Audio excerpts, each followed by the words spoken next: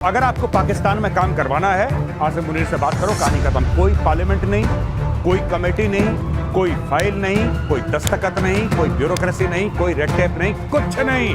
काम करवाना है, चेक पकड़ाओ, पैसे दो, सूटकेस दो, मुनीर साइन करेगा, कहानी खत्म। बल्ले बल्ले। बड़ा ईज ऑफ डूइंग बिजनेस होना चाहिए। सिंगल विंडो, यही तो कह रहा हूं, सिंगल विंडो। पाकिस्तान की सत्ता हथियाने की तरफ बढ़ रहा है आसिम मुनीर। आर्मी चीफ ने खुद को फ्रंट लाइन पर खड़ा कर दिया है। बिना प्रधानमंत्री के फिर से विदेशी दौरे पर जा रहा है मुनीर।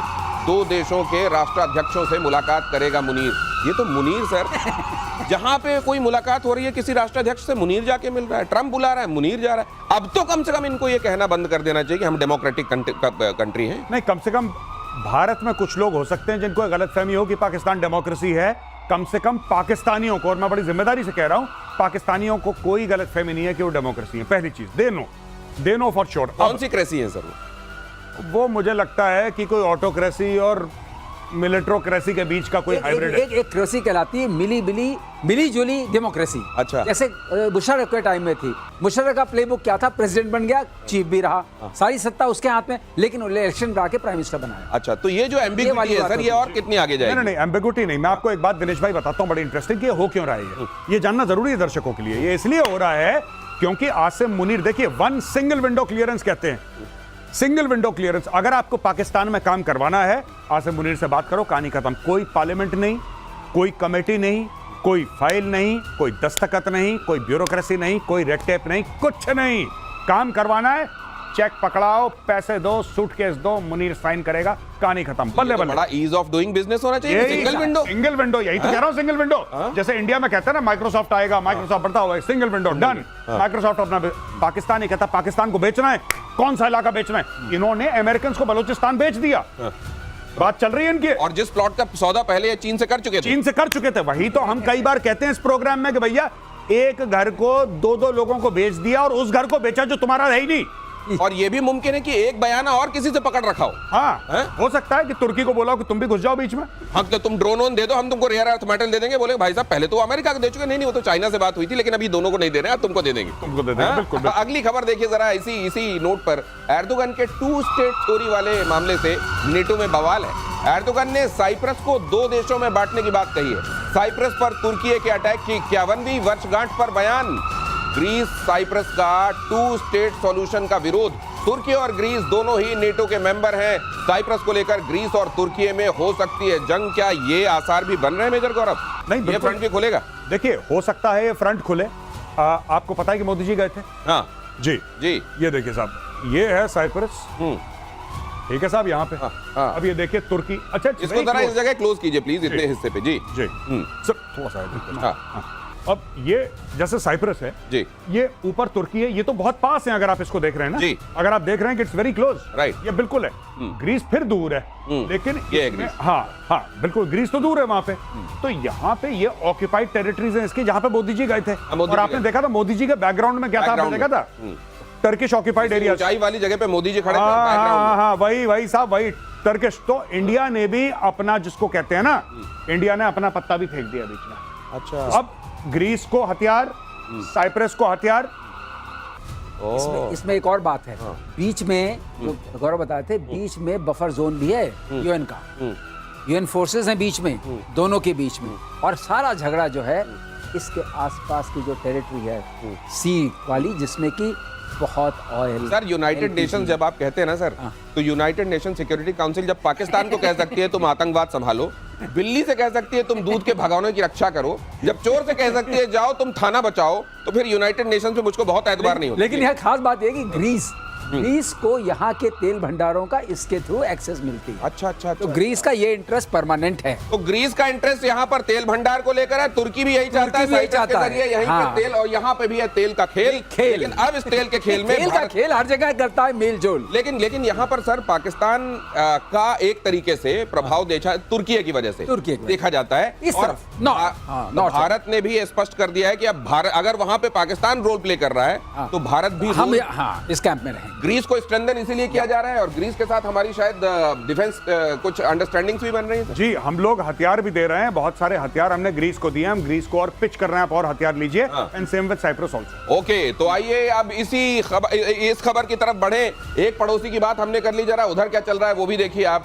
तुर्की के इन्फ्लुएंस में वो भी आ रहा है, शायद उम्मत वाली बात है। बांग्लादेश बढ़ा रहा है हथियारों का जखीरा।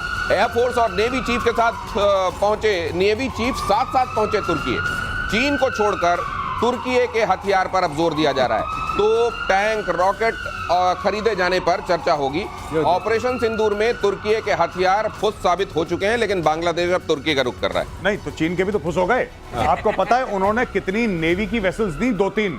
अभी 8-9 महीने पहले एक रिपोर्ट आई थी इंटरनेशनल मीडिया में, बीबीसी ने भी कवर करा कि साहब इनके जहाज तो काम ही नहीं कर रहे। बांग्लादेश ने रिक्वेस्ट करा चाइना से कि बॉस एक बात बताओ, तुमने माल बेचा था, ये माल तो काम नहीं कर रहा। चाइना ने बोला ये माल काम करेगा, उसके लिए अलग से पैसा देना पड़ेगा। कह रहे हैं अरे ये तो हमने खरीदा था, तुमसे पूरे पैसे दिए थे। बांग्लादेश ने पैसे दिए। उसने बोला नहीं, तुमने चीज खरीदने के पैसे दिए थे, चलने के पैसे अभी तक नहीं दिए, चलने का अलग पेमेंट है बॉस। तो ये अब परेशान हो गए बांग्लादेशी। अब ये पहुंचे तुर्की में और ये कुछ नहीं होगा इनका, मैं बता रहा हूँ। थोड़ा बहुत कुछ चुप चुप करेंगे ये लोग और कुछ नहीं करना। ये दोनों इनके जो चीफ चूप गए हैं, डीए बनाने के लिए गए, जो डियरनेस अलाउंस मिलता है ना सरकारी नौकरी, यहीं से मैं पकड़ूंगा खेल को। हाँ यहीं से पकड़ूंगा। जी। आप देखिए आ क्या रहा है, तोप आ रहे हैं, टैंक आ रहे हैं, राइफलें आ रही हैं, एक आध बीच में कुछ छोटे मोटे वो है ड्रोन शोन, लेकिन गया कौन है? आर्मी चीफ गया, एयरफोर्स चीफ गया है, नेवी चीफ गया सर लेकिन इन दोनों काम क्या है वहाँ? अरे जाना चाहिए आर्मी चीफ को। एक तो ये कि इनको क्यों जाना ये चाहिए? हाँ ये कर क्या रहे हैं वहाँ? अगले साल इलेक्शन होने वाला है। आर्मी को कीपिंग ऑन पॉजिटिव साइड, उनुस भाई कह रहे हैं कि भाई इनको जरा साथ रखो, ये मेलजोल की बात है, इनको जरा भेज के लोगों के यहाँ और डील में फंसा करके इनको फिट रखो। अच्छा, ये फिट रखने वाली योजना में चल रहा ये है कि चाइना के फुस हो गए। टर्की के पास ड्रोन के अलावा देने के लिए कुछ खास है नहीं। अगर यूनुस वहां बैठे हुए हैं और अमेरिका के बिठाए हुए बैठे हुए, तो अमेरिका से क्यों नहीं हथियार मांग लेते? थोड़े से ये भी आप लोगों से समझूंगा, लेकिन उससे पहले नॉर्थ कोरिया का सुप्रीम लीडर किम जोंग बनाएगा महाविध्वंसक युद्धपोत। 5000 टन वजनी युद्धपोत बनाने का ऐलान। 10 अक्टूबर 2026 तक युद्धपोत रेडी करने का आदेश। किम जोंग के ऐलान से कोरियाई प्रायद्वीप में टेंशन। साउथ कोरिया का दावा, रूसी सहयोग से युद्धपोत बना रहा है किम जोंग उन।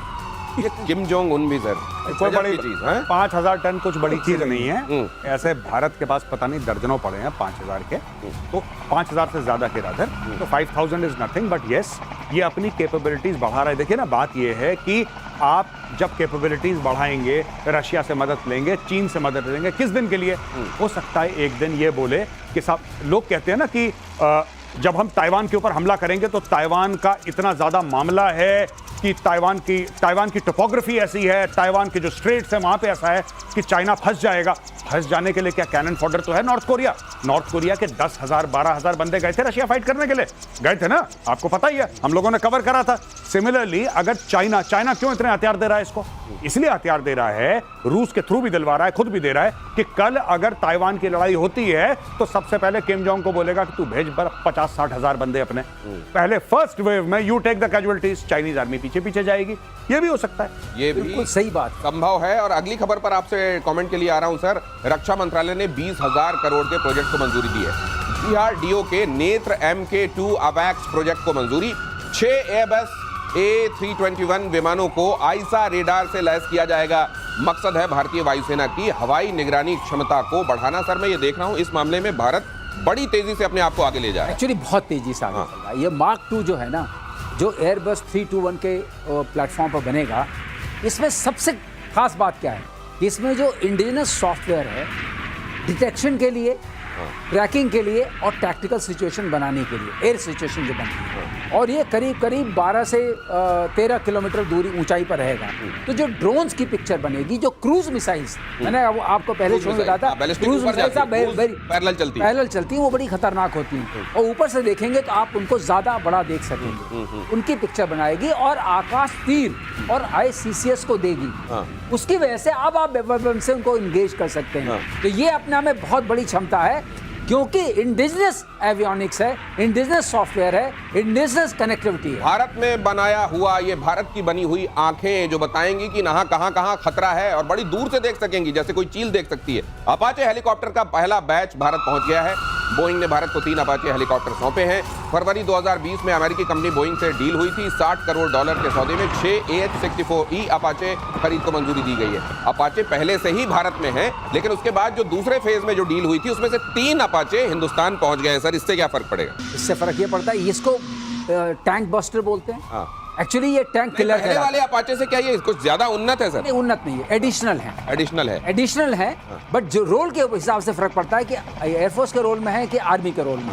तो इसमें जो हेल फायर मिसाइल्स हैं, इसमें स्टिंगर मिसाइल्स हैं, इसमें रॉकेट्स हैं, इसमें गन्स हैं, 30 mm गन्स हैं, तो ये बहुत सक्षम। इसमें कहते हैं सर एक माउंट राडार है, बड़े ऊपर एक रेडार है जो खुद इस अपाचे को खतरे में लाए बगैर दूर से, जैसे वो पेरिस्कोप देखता है ना, वो पेरिस्कोप की तरह देख लेता है खतरा कहाँ है, खुद को एक्सपोज किए बगैर।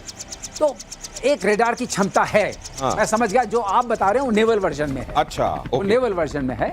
इस वर्जन में जो हमारे अभी ले रहे हैं आर्मी और एयरफोर्स के लिए, इसमें हमारे पास जिस एरिया में जाएंगे, नेवल वर्जन में जरूरत इसलिए पड़ती है कि सी में इतना कवरेज नहीं होता, फिर ब्लू वाटर नेवी। 1 मिनट में 2 ब्रेकिंग बता रहे हैं प्रोड्यूसर महोदय, देखिए जरा। 19 सितंबर को रिटायर होगा MiG-21 फाइटर। भारतीय वायुसेना में 62 साल तक सर्विस देने के बाद विदाई। भारत ने 900 MiG-21 फाइटर जेट खरीदे थे, 660 MiG-21 हिंदुस्तान एरोनॉटिक्स लिमिटेड ने देश में ही बनाए। इस वक्त भारतीय वायुसेना के बेड़े में 36 MiG-21 फाइटर जेट। इनको कुछ इंप्रूव नहीं किया जा सकता था क्या मेजर गौरव? अब ये बहुत पुराना मामला हो चुका है। ये 50-60 साल पुरानी टेक्नोलॉजी है, बहुत पुरानी टेक्नोलॉजी। अरे तो MiG बाइसन से ही तो हमारे अभिनंदन ने मारा था उनके F विमान को। हाँ, बिल्कुल, डेफिनेटली आप बिल्कुल ठीक कह रहे हैं। लेकिन अब मुझे लगता है कि इसको पता है विडो मेकर कहते हैं। फ्लाइंग कॉफिन भी कहते हैं, विडो मेकर भी कहते हैं। और सर बेहतर जानते हैं, एक मैं बात कहना चाहता हूं कि आज तक जो हमारे पायलट्स की जानें गई हैं ऑपरेशंस में, और सर बताएंगे बेहतर कि ऑपरेशंस में ज्यादा गई हैं कि सिर्फ ट्रेनिंग में ज्यादा गई? ओहो, तो फिर सर अगली ब्रेकिंग लेने के बाद आपके पास आ रहा हूं। 3 दिनों तक हवाई सैन्य अभ्यास करेगा भारत। 23 से 25 जुलाई के बीच बॉर्डर इलाके में वॉर एक्सरसाइज होगी। जैसलमेर, बाड़मेर, कच्छ में होगा युद्धाभ्यास।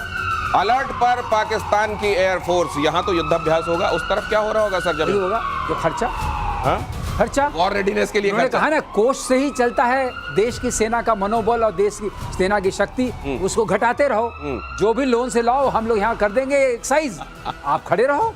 लेकिन दूसरी बात, MiG-21 की बात करते हैं। जब ये आया था, अच्छा बहुत तेज, जब आया था तो ये सुपरसोनिक बहुत बड़ा अपने आप रफ्तार में तेज था। ध्वनि की दुगनी रफ्तार चलता 1963 में।